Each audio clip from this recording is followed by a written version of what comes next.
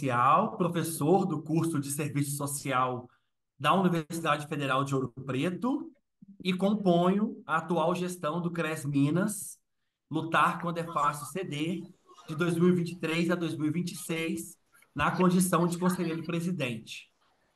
Então, atualmente, né, sou presidente do CRES Minas Gerais e é com muita alegria que nós iniciamos aqui o segundo curso de educação permanente dessa gestão, do triênio 2023-2026, e a quarta edição do curso de educação permanente do lado da dimensão técnico-operativa no trabalho de assistentes sociais. Como muitas de vocês já sabem, né, esse curso ele é muito importante, né, para nós, não só como categoria em Minas Gerais, não só para os assistentes sociais, né, no cotidiano, mas porque ele cumpre também uma tarefa importantíssima, né, que preconiza um dos nossos princípios éticos, que é o aprimoramento intelectual das e dos assistentes sociais. Então, todo mundo que fez a inscrição, que já acompanhou nossas atividades pelo YouTube do CRES, já identificou que isso é algo muito caro para nós, né, no tempo presente, por poder contribuir mesmo, né, para essa tarefa tão árdua de enfrentar o cotidiano, sempre aí ancorado nas nossas premissas, no que a gente aí preconiza como direção do projeto ético político. Então, né, seja todo mundo bem-vindo aqui na nossa sala online, né, que a gente vai aí acompanhar ao longo desse semestre mais uma edição dessa importante ação, né, titulada aí de educação permanente. Três Minas completou no final do ano passado, né, 60 anos.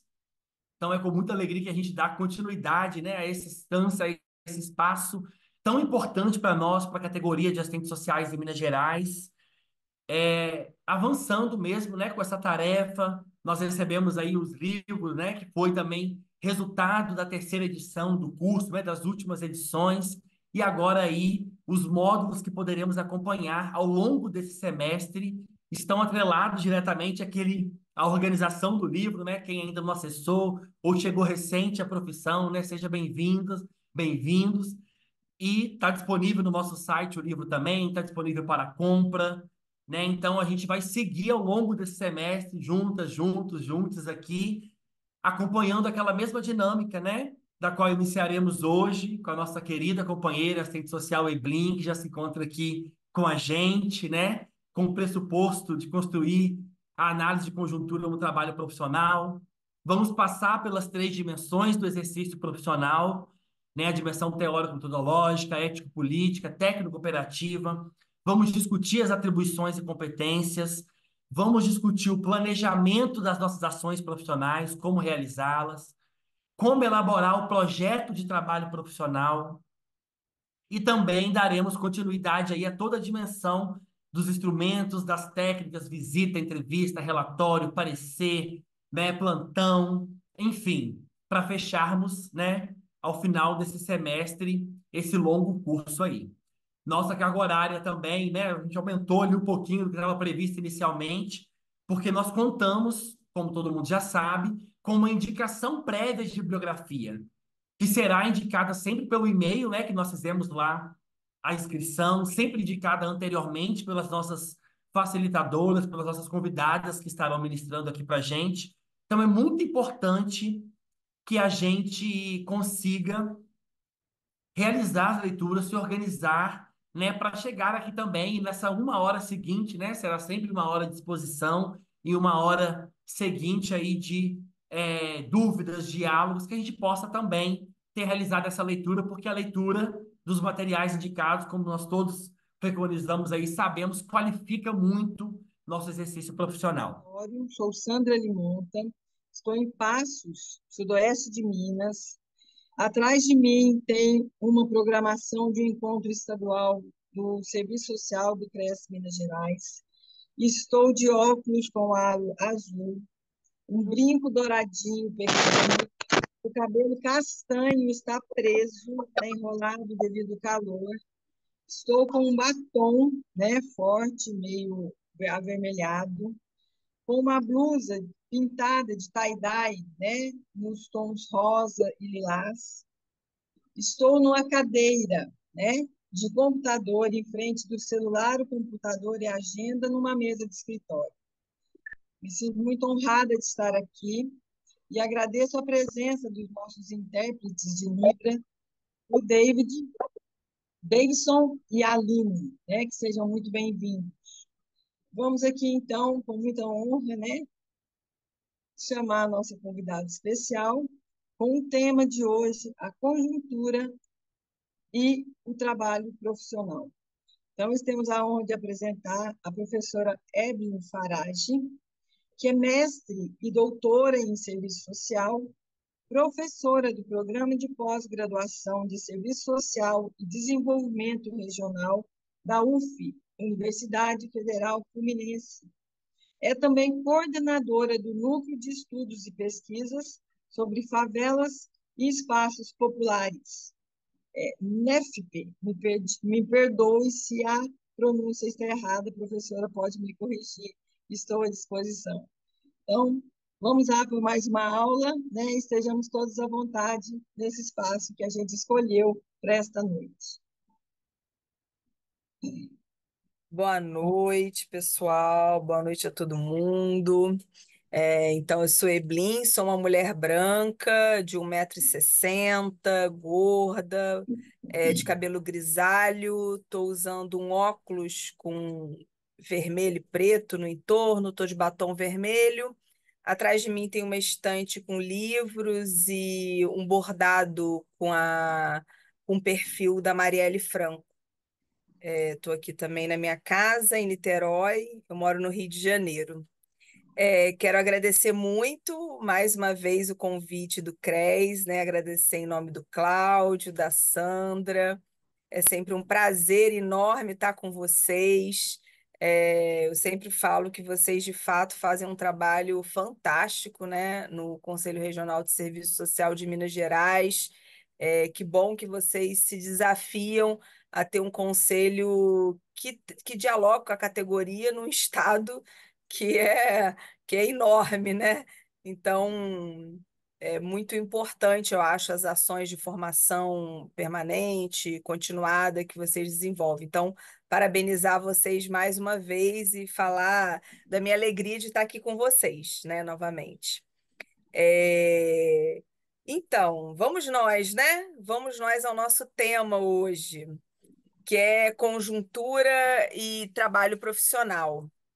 Eu indiquei para esse módulo, na verdade, um texto que eu fiz para o CRES por conta dos outros módulos que eu tinha dado aula, né? Eu falei assim, acho que é uma boa indicação de leitura, que é um texto que saiu no livro que o CRES organizou, né? Que uma publicação muito boa, então acho que vale a pena para todo mundo ler, né?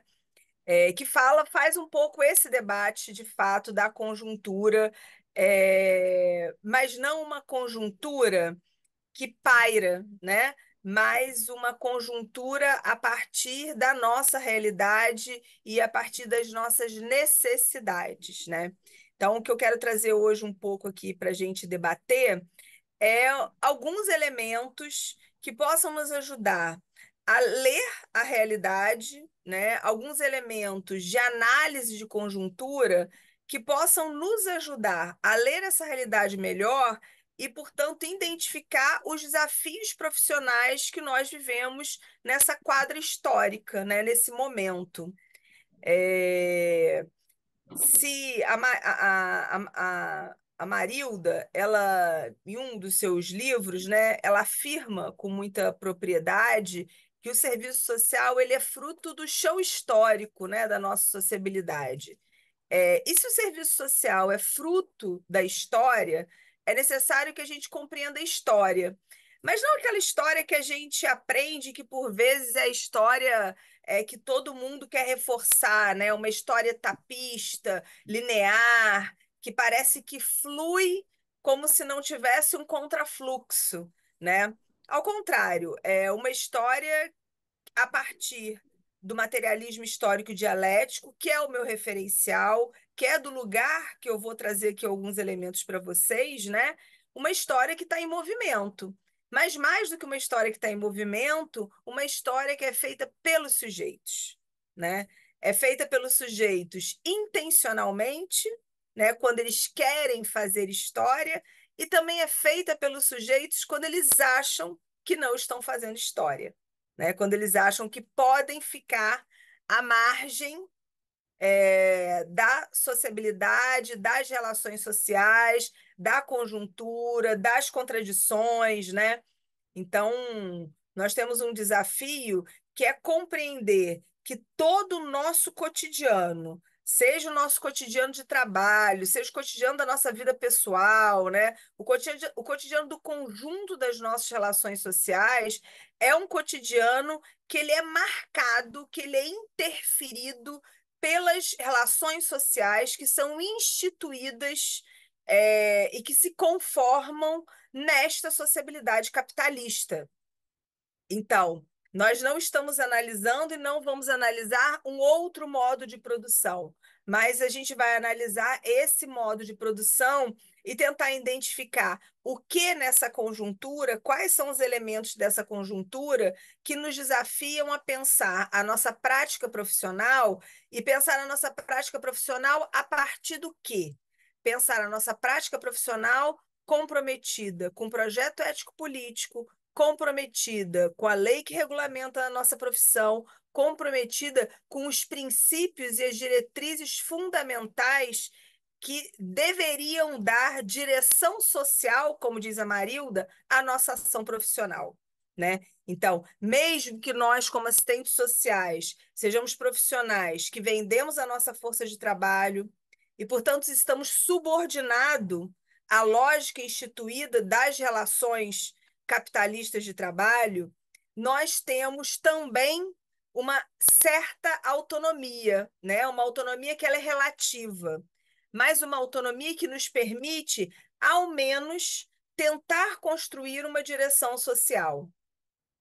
Só que essa direção social, ela só poderá ser dada no sentido de ser uma direção social que não colida com o projeto ético-político, mas, ao contrário, que fortaleça o projeto ético-político e os princípios que norteiam, os princípios fundamentais da nossa profissão, se nós tivermos é, explicitado quais os projetos em disputa nessa sociabilidade, né? E aí, para isso, é necessário. Ficou branco aqui para mim, é assim mesmo? Vocês estão me escutando? Eu não fiz nada. Sim, professora, nós estamos te escutando. Ah, então tá bom. Se por acaso eu sumir ou parar, vocês falam aí, porque ficou branco, mas aí eu fiquei com medo. É... Desculpa.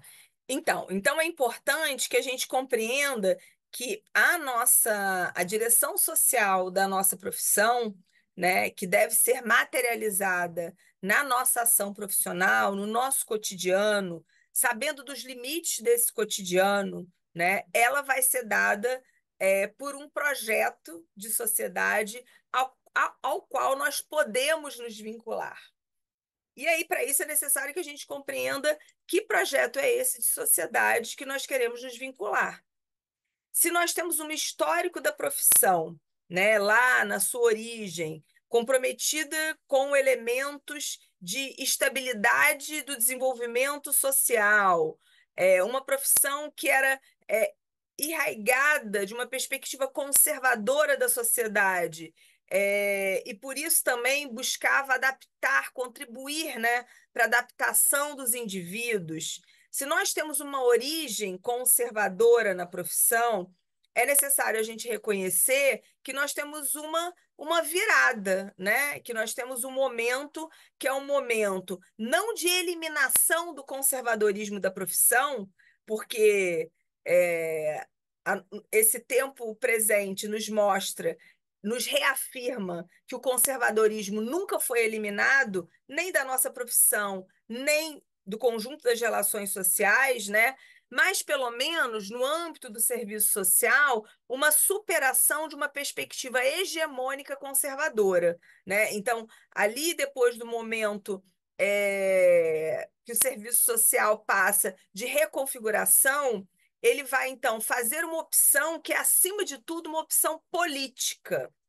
Uma opção política que busca e que encontra respaldo teórico e fundamentação teórica no campo da teoria crítica, né? Então, essa reconfiguração do serviço social é uma reconfiguração que busca colocar na hegemonia da profissão um outro sentido, uma outra direção social, mas não uma direção social que paira, não uma direção social apenas do serviço social, porque nós somos apenas uma categoria profissional, nós não somos a classe.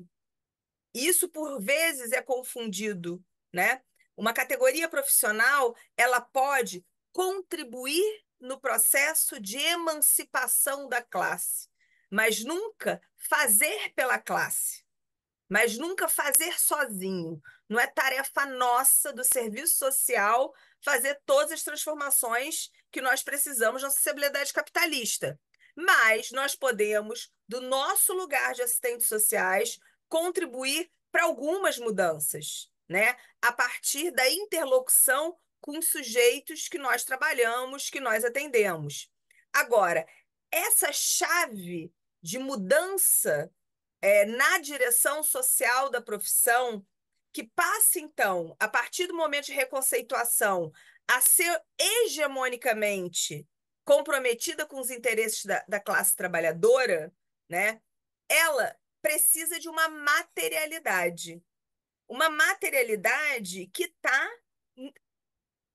que seria, como diria o Marx, que parte da realidade das relações sociais, né?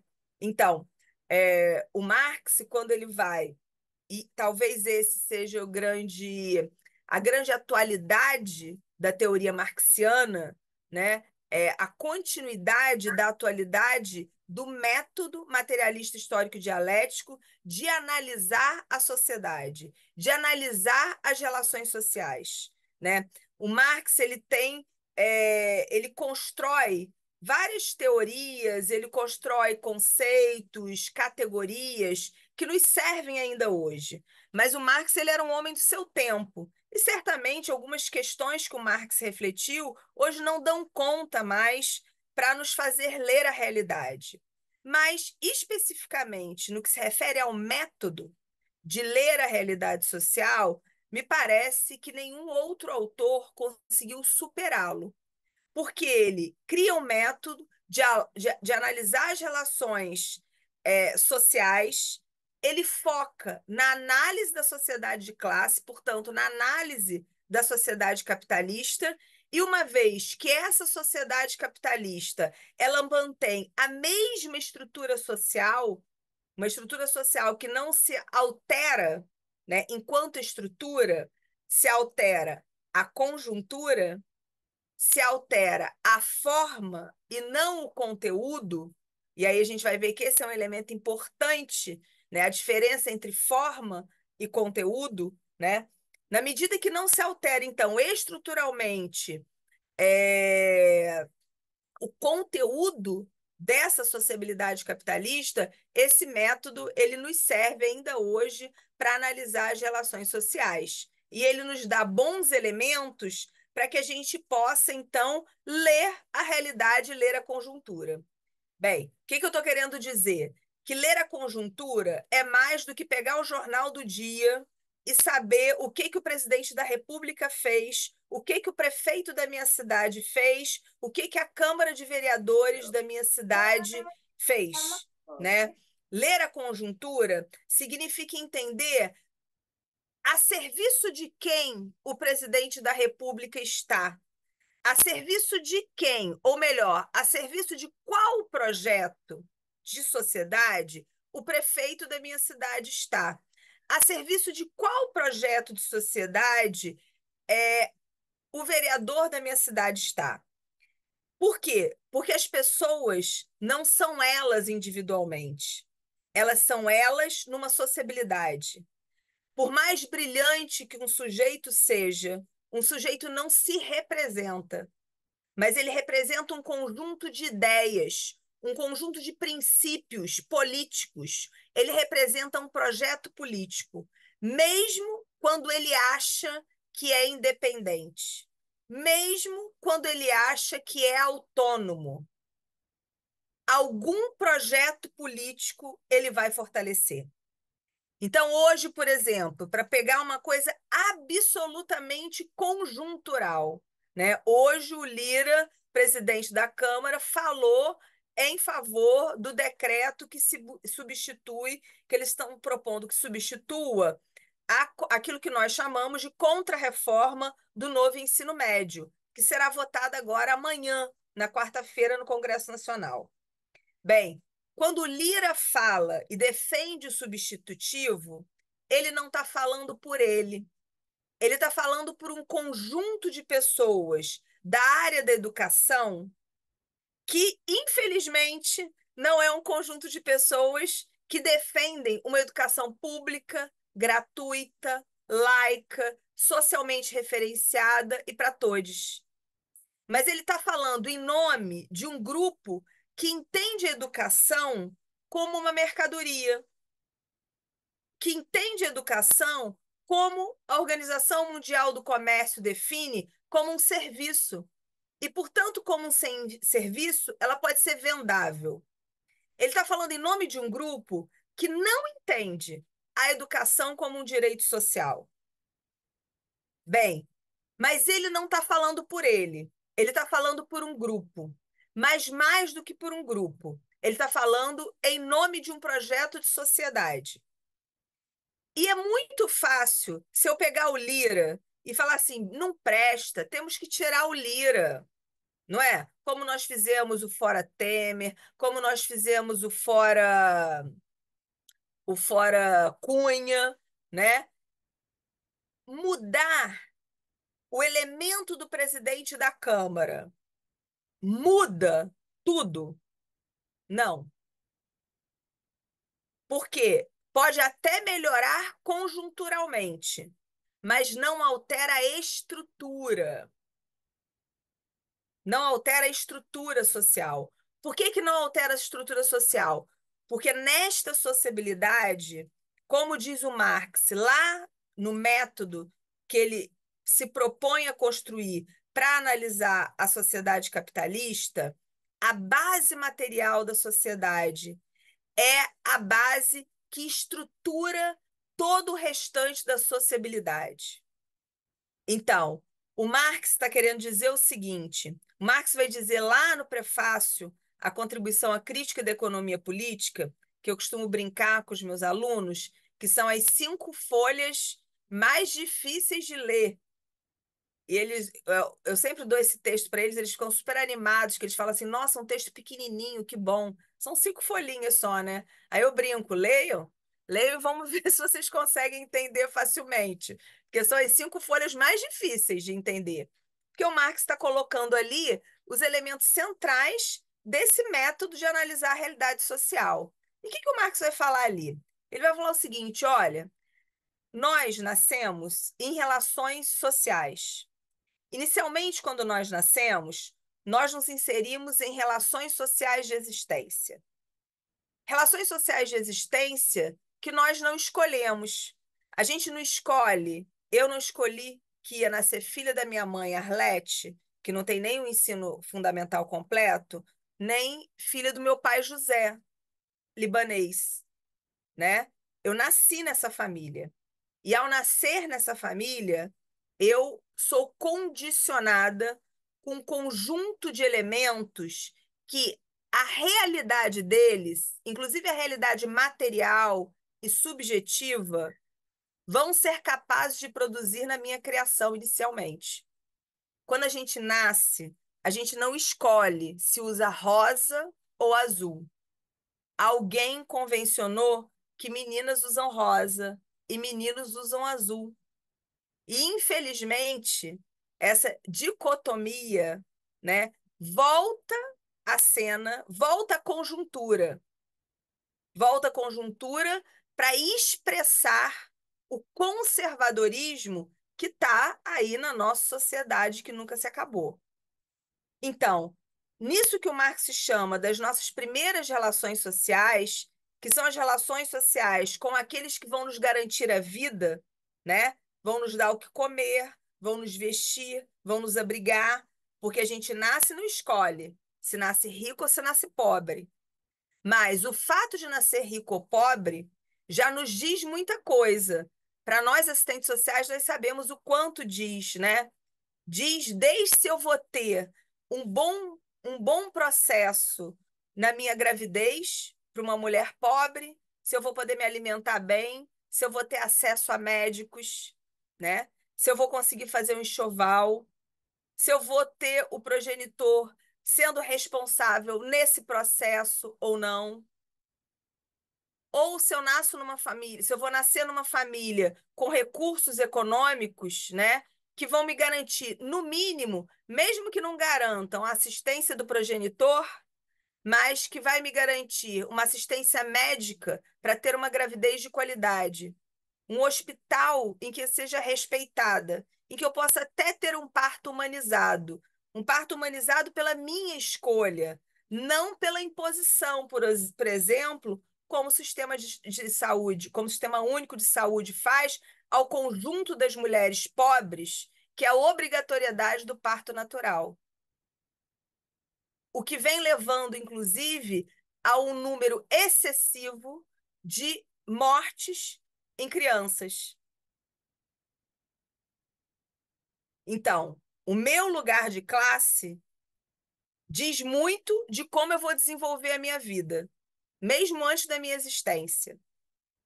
Tenho marcadores importantes para isso. O Marx vai dizer que essas relações sociais de existência, elas não permanecem a vida toda.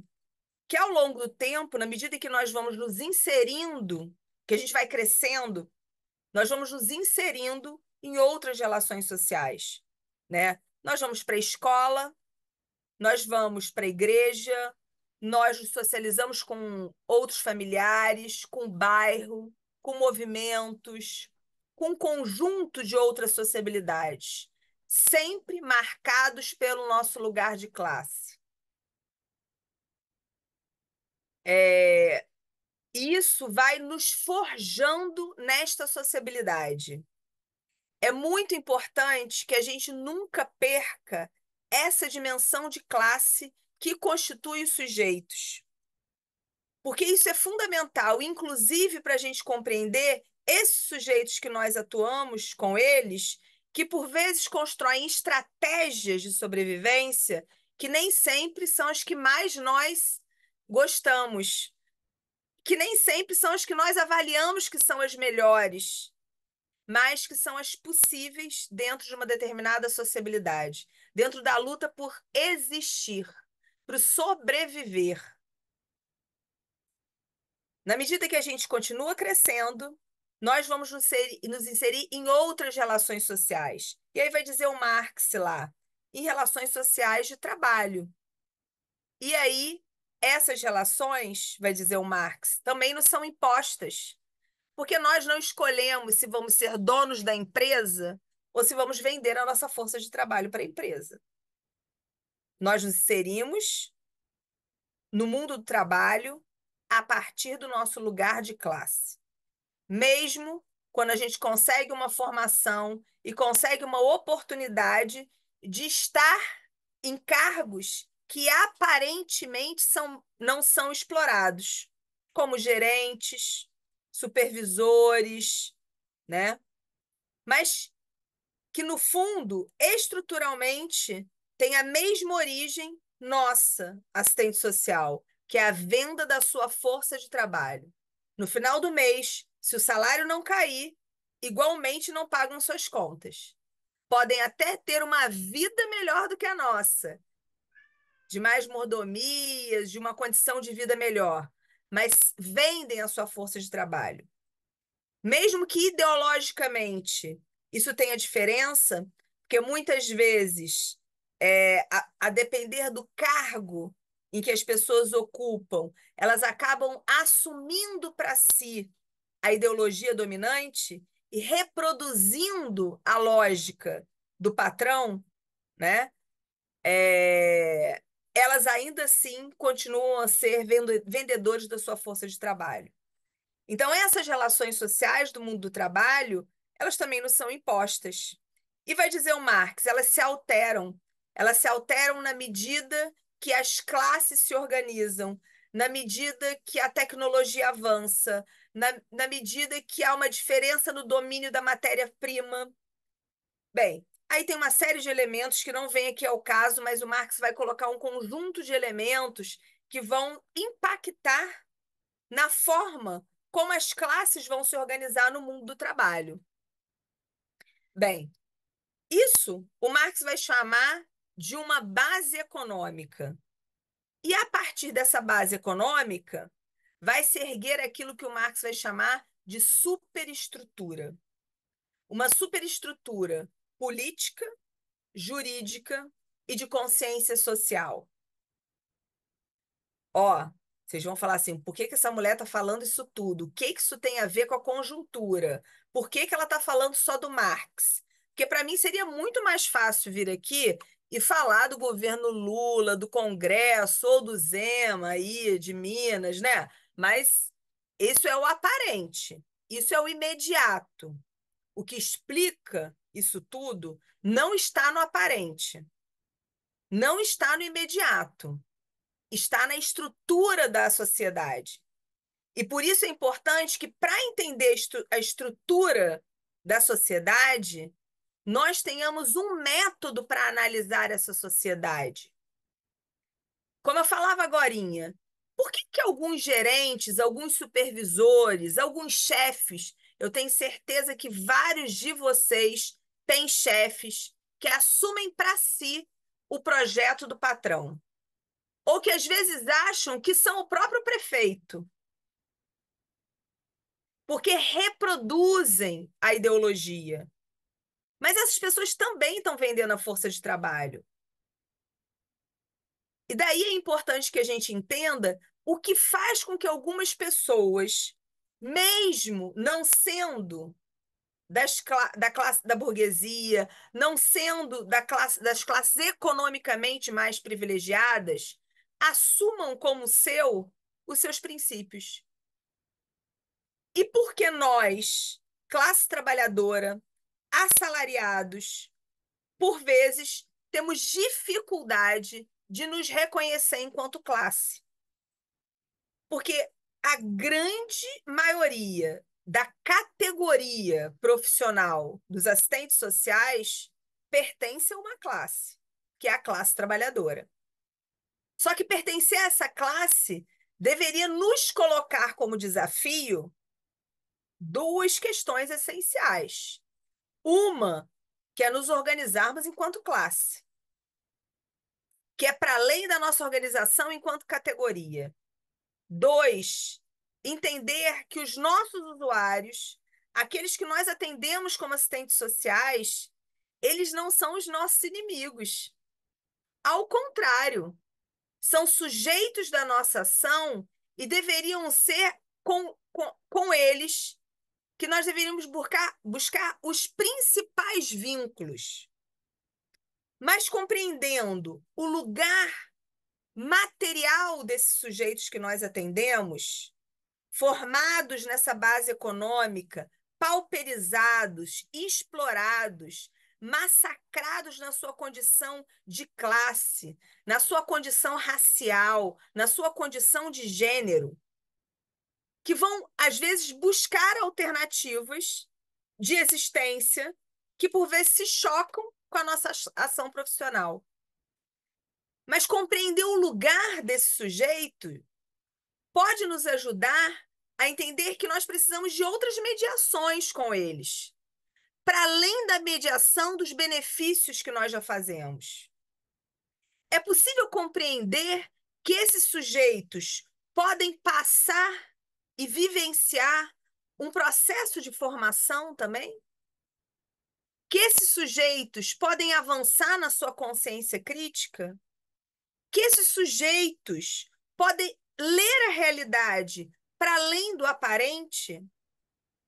E como nós, assistentes sociais, a partir da nossa ação profissional, da direção social da nossa ação profissional, podemos contribuir para que esses sujeitos, além de serem sujeitos de direito, dentro da ordem do capital, além de buscarem a cidadania possível dentro da ordem, que os limita, que os subalterniza e que, no máximo, vai garantir um salário melhor, que eles podem ser sujeitos da sua história. Isso implica aquelas duas coisas que eu falei antes. Primeiro, nos reconhecermos quanto classe. E segundo, compreender o nosso usuário não como um usuário, não como um número, mas como um ser social. Um ser social que, a partir de outras sociabilidades, para além daquela que já massacra por conta da ampliação do pauperismo que nós vivemos, um ser social que pode construir outras possibilidades na sua vida. Essa base econômica, ela é importante para a gente compreender, porque vai nos localizar nela. Nos localiza enquanto classe, localiza os nossos usuários enquanto classe. Mas ela também nos ajuda a compreender a superestrutura que, inclusive, é a grande empregadora dos nossos serviços, que é o Estado. Como que se organiza o Estado na sociabilidade do capital? E esse é um diferencial no método marxiano, porque o Marx vai afirmar que o Estado ele é produto das relações sociais. Portanto, ele é produto das lutas travadas na base econômica da sociedade. O Estado não paira. O Estado não é neutro. O Estado serve a um projeto de classe. E nesse Estado, que é a grande estrutura, nós aí podemos localizar os governos. Estado é diferente de governo. E nessa composição de governos, aí às vezes a gente até consegue um avanço progressista, mas de governos que estão dentro da estrutura de um Estado que é um Estado determinado pelas relações sociais capitalistas. O que é o Estado? O Estado são as forças políticas, são as forças jurídicas, são o braço armado que o Estado tem.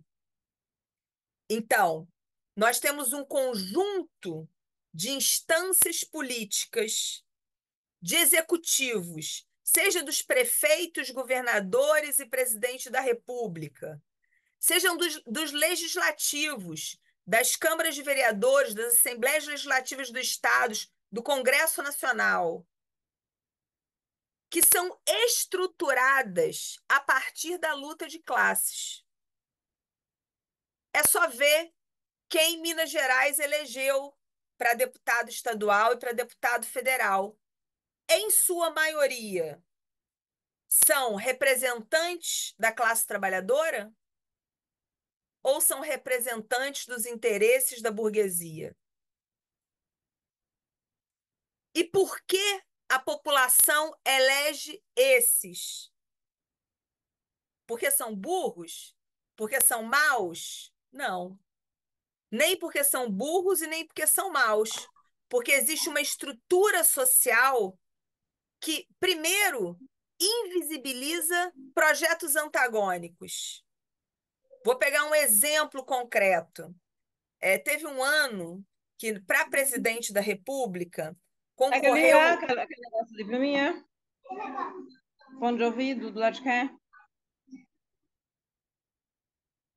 Teve um ano que, para presidente da República, concorreu um professor do serviço social, que chama Mauriase. Possivelmente alguns de vocês já escutaram falar dele. O Mauro era professor da UFRJ à época, e ele é organizado num partido político de esquerda, no PCB. E eu lembro que eu perguntei para minha turma, eu estava explicando o método, e eu perguntei para minha turma o seguinte: quem é candidato a presidente da República? Uma turma do Serviço Social, da Universidade Federal Fluminense, no mesmo estado do professor, que era da UFRJ, agora está aposentado. Ninguém na minha turma falou o nome dele. A turma só falou o nome daqueles candidatos que tinham tempo de TV, daqueles candidatos que são dos partidos tradicionais, daqueles candidatos que são dos partidos conservadores. No máximo falavam do Enéas, né? Que virou um pouco uma brincadeira, infelizmente, no país, né? Triste do país que faz do conservadorismo uma brincadeira, né? Mas é isso. Por que eu estou pegando esse exemplo? Porque uma das formas que se tem de reproduzir a estrutura do Estado a partir dos desígnios, das necessidades do desenvolvimento capitalista, portanto, das necessidades daqueles que detêm o poder econômico, é você invisibilizar toda e qualquer possibilidade de alternativa a isso. Está aí a cultura pós-moderna que o tempo todo nos afirma o quê? Não existe mais classe social. Não há luta de classes. É possível ter conciliação. É possível conciliarmos. É possível negociar. Como disse a Marilda, são projetos antagônicos. E projetos antagônicos são inconciliáveis. Está aí o Lula, mais uma vez, para não nos deixar mentir. Que projetos entre burguesia e classe trabalhadora são inconciliáveis. A nova reforma do ensino médio é um grande exemplo disso. Porque se quase todo mundo está contra o novo ensino médio, até os setores um pouco mercantis da sociedade e conservadores, não vou nem falar o nome de ninguém aqui, estão a favor da revogação do NEM. Por que não se revoga?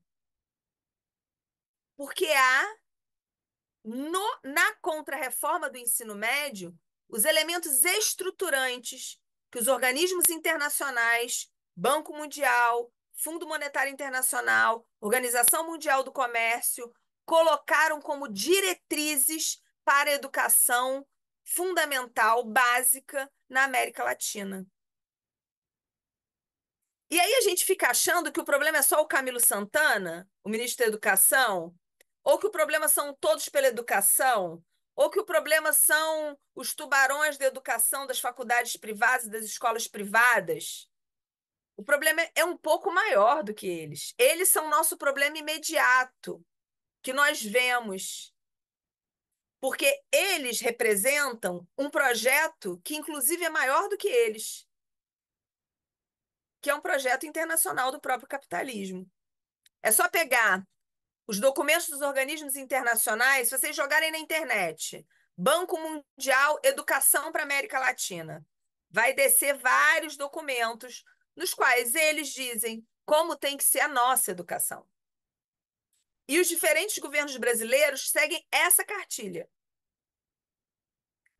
Isso é a estrutura do Estado. O Estado que, mesmo que mude a forma, então, óbvio, há muita diferença entre o Bolsonaro e o Lula. Infinitas diferenças. Infinitas, né? Mesmo que mude a forma, a estrutura do conteúdo continua o mesmo. Óbvio, mudar a forma já nos abre a brecha para ter algumas pequenas conquistas. Mas nós vamos ter mudanças estruturais com o governo progressista? Não. Nós vamos ter algumas conquistas pontuais. E só teremos se houver pressão do conjunto da classe trabalhadora. Se houver mobilização e organização. Porque também, sem fazer nada, Não vem mudança. Bem, essa superestrutura que tem no Estado seu agente central, ele vai ser a base para toda uma constituição jurídica. Eu sempre falo com meus alunos, quem elege os juízes? Quem elege os, que, os membros do Supremo Tribunal Federal? Ninguém. No STF, eles são escolhidos pelo presidente da República. Os juízes fazem concurso. Mas quem tem condições de fazer concurso para magistratura nesse país?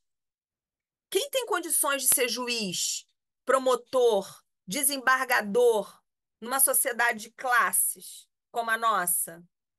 Quem passa pelo novo ensino médio vai chegar a ser juiz? Então, mesmo que aparentemente, esse é um outro elemento estruturante da sociabilidade de classe, o reforço à meritocracia, porque o argumento é: todo mundo pode, basta se esforçar. Todo mundo pode? Um país escravocrata como o Brasil, de mais de 300 anos de escravidão, negros e negras têm as mesmas possibilidades e oportunidades de brancos, ainda hoje no Brasil? Quando a gente vai pensando nesses elementos que são estruturantes da nossa particularidade, de um país de capitalismo dependente, de um país que foi colonizado, de um país que foi um dos últimos do mundo a abolir a escravidão, de um país racista, machista, LGBTfóbico, a gente vai entendendo o que é estrutura e o que é conjuntura.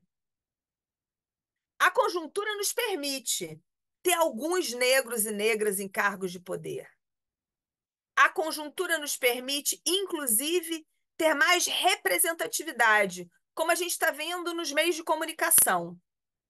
Mas a estrutura não nos permite uma inversão de lugar. A estrutura não nos permite uma mudança de pôr fim à exploração do homem pelo homem. Mas a estrutura, até porque o capitalismo, ele pega aquele elemento de consciência social que o Marx fala que compõe a estrutura econômica e ele vai usar isso de forma ideológica. Então, ele dialoga com algumas das demandas da classe trabalhadora. E ele até incorpora algumas das nossas demandas. Só que ele incorpora da forma dele, de uma maneira subalternizada. É verdade, não precisa mais só ter negros e negros fazendo trabalho serviçal nas novelas. Mas eles ainda continuam sendo muito poucos em estrutura de poder. Muito poucos. E mesmo que tenhamos negros e negras na estrutura de poder, ou mulheres na estrutura de poder, ou LGBTs na estrutura de poder, ou representantes dos povos indígenas na estrutura de poder, ou pessoas com deficiência na estrutura de poder. A estrutura de poder não se alterou. Ela só falou o seguinte: olha, pode vir aqui. E desde que você fique aqui, você pode estar. Mas se você questionar o status quo, se você questionar o instituído, aí não pode estar. Então, essa base econômica, ela ergue uma superestrutura política, jurídica e de consciência social marcada pelo poder econômico. Toda a estrutura do Estado, ela é ocupada, em sua maioria, por representantes das classes mais abastadas economicamente. Por isso, nós temos um Congresso Nacional formado por uma bancada do agronegócio, né? Por isso, nós temos no Congresso Nacional uma bancada miliciana, de polícia. Por isso, nós temos no Congresso Nacional uma bancada da Bíblia, porque representam setores em diálogo profundo com a produção econômica do país.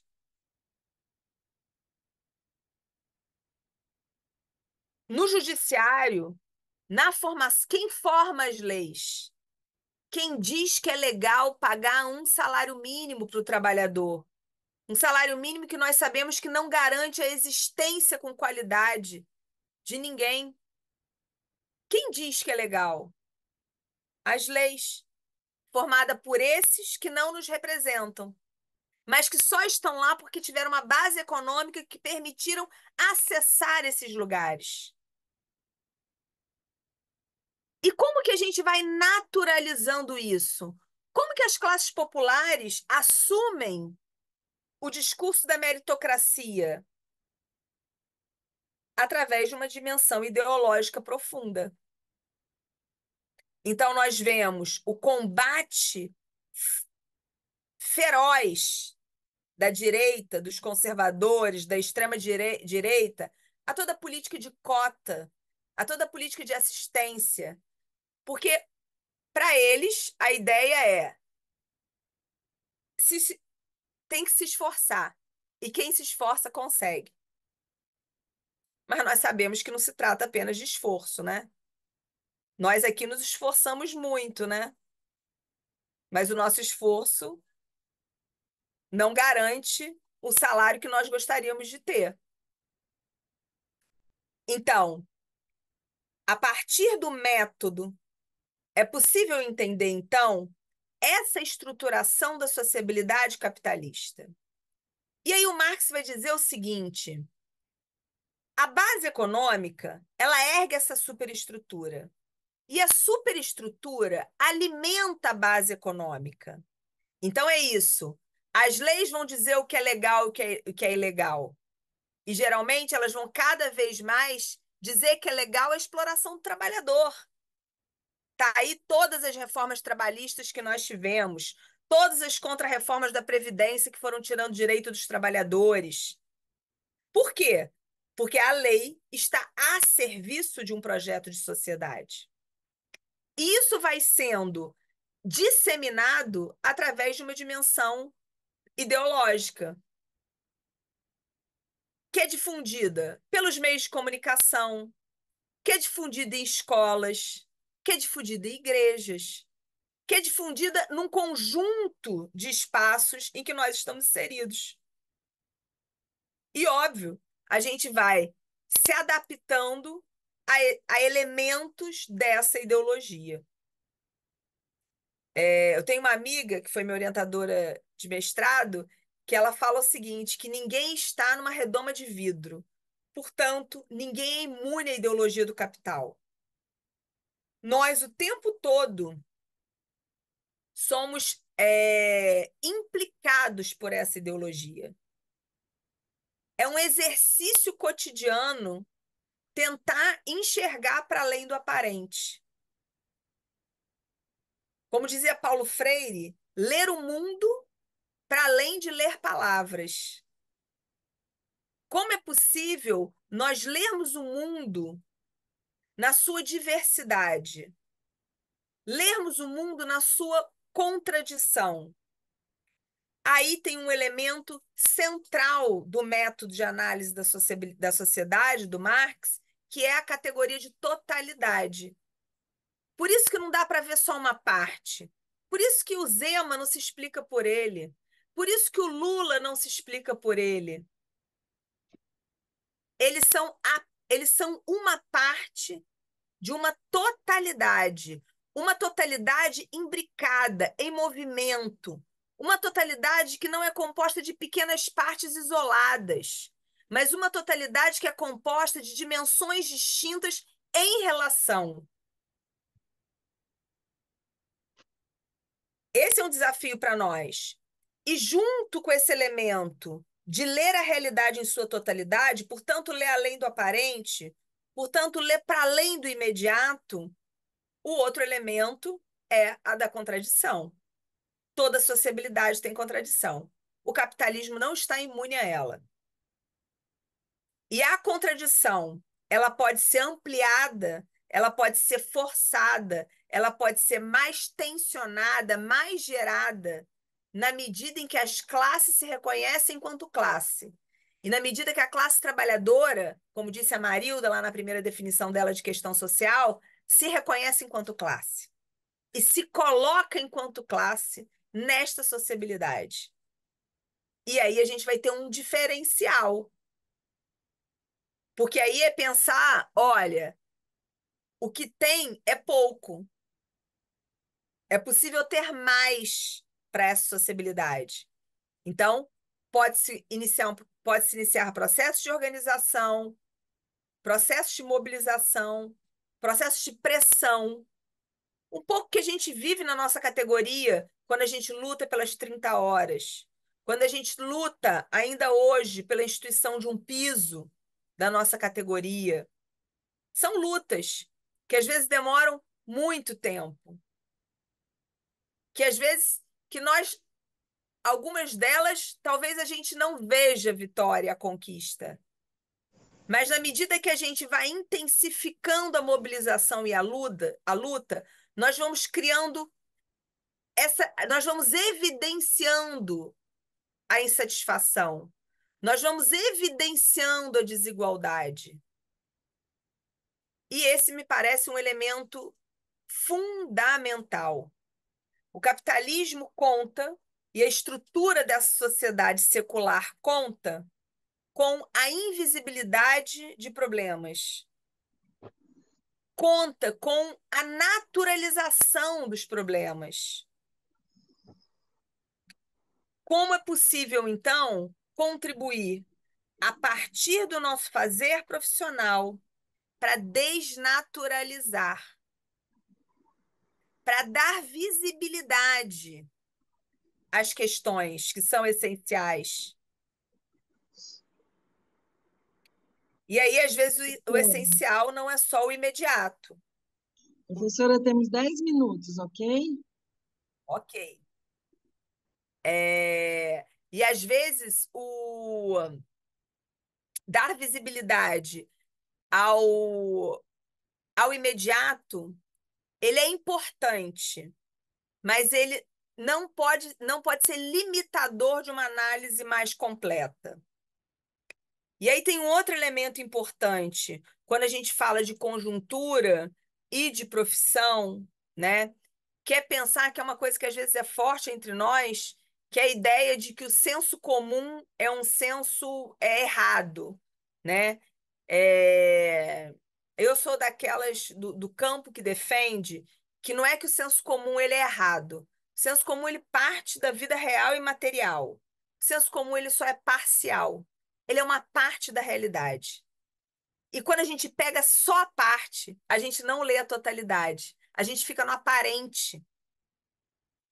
E muitas vezes nós somos elevados a compreender os nossos usuários só no seu aparente. Isso nos faz reproduzir uma série de preconceitos e estereótipos. Como? Ah, no fundo eles não querem trabalhar, só querem o Bolsa Família, vão para a igreja só por causa de uma cesta básica e uma porção de outras coisas que a gente às vezes fala, reproduzindo um senso conservador que não lê os trabalhadores na sua totalidade. A partir dessa estrutura e dessa superestrutura que eu estou aqui tentando trazer alguns elementos, né? Então, me parece que nós temos, para ir finalizando e abrir aí para o nosso diálogo, muitos desafios. E o primeiro deles talvez seja entendermos qual é o nosso lugar de classe. O segundo deles é nos desafiarmos a ler a realidade para além do aparente, para além do superficial, para além do imediato.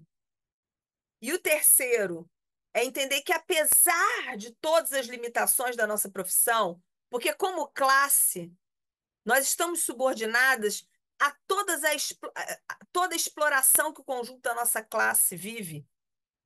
Enquanto categoria profissional, membro de uma classe social, nós vivemos todas as contrarreformas, a retirada de direitos, os baixos salários, a desestruturação dos equipamentos públicos, a exploração. Agora, em anos de eleição, nossa, falava isso com umas amigas, né? Um estado como Minas Gerais, com a quantidade de municípios que Minas tem, o que mais tem é assédio moral, político, nas prefeituras em ano de eleição, né? Daqui a pouco vai começar a chegar a hora da bandeirada, né? Como a gente fala aqui na minha cidade. Aquela hora que todo mundo tem que sair do seu trabalho para ir bandeirar para o candidato para não perder o emprego. Então, nós vivemos essa realidade, nós vivemos uma realidade que somos de trabalhadores contratados em sua maioria, não somos concursados. Porque o não concurso é uma maneira de manter essa estrutura desse Estado que nos empurra para ir bandeirar na rua. Como é importante a gente entender isso. Como é importante, mesmo quando a gente tem que fazer. É importante a gente entender porque é justo fazer, porque a gente está vendendo a nossa força de trabalho e porque a gente precisa viver, porque a gente precisa alimentar a nossa família. Mas é fundamental que a gente entenda que é por isso e não por uma opção de classe. Porque se eu entendo que é por isso, eu posso tentar formas de construir outros meios para a minha existência. E posso tentar formas de me organizar coletivamente. Então, os nossos desafios são muitos. A conjuntura nos desafia cotidianamente. Eu sei o que é o trabalho da assistente social, porque eu não sou uma professora que não foi assistente social. Eu, inclusive, era muito feliz como assistente social. Eu trabalhei quase 10 anos como assistente social da ponta, como diziam os alunos. Os alunos falam, professora, a senhora trabalha? Eu falei, nossa, gente, professor não é trabalho, não é. Mas eles querem saber se eu trabalhei como assistente social, né? E ainda hoje, como eu trabalho com favela, projeto de pesquisa e extensão na favela, eu convivo no cotidiano das assistentes sociais, né? Trabalho com formação, com assistentes sociais. Então, eu sei o que é a miséria do nosso trabalho. Eu sei, né?